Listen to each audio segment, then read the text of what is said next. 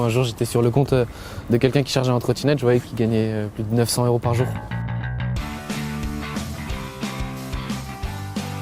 Je finis les cours vers 17-18 h.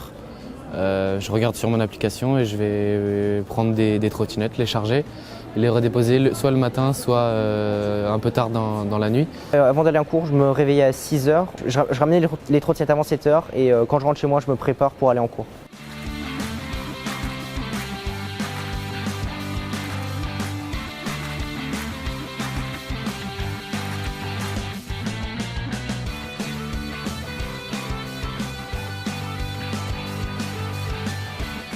Quand on dépose une trottinette, il faut bien que le guidon soit incliné vers la gauche et il faut qu'il y ait au moins 30 cm entre chaque trottinette. Il faut qu'elle soit bien droite et bien à l'endroit où on doit les déposer. J'ai mal déposé 3 fois des trottinettes.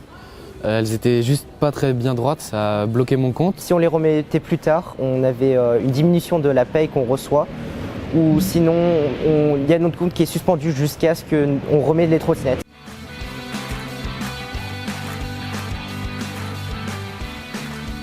Le tarif change en fonction de l'état de la batterie, c'est-à-dire que plus l'état de la batterie est faible, plus la trottinette sera un prix meilleur. Plus les endroits sont difficiles d'accès, plus les prix montent car les gens ne les trouvent pas, mais en généralement cela c'est dans les appartements des gens où c'est carrément inaccessible et du coup c'est pour ça que les prix montent. Il y a des gens qui les cachaient chez eux et attendaient que le prix monte pour les capturer.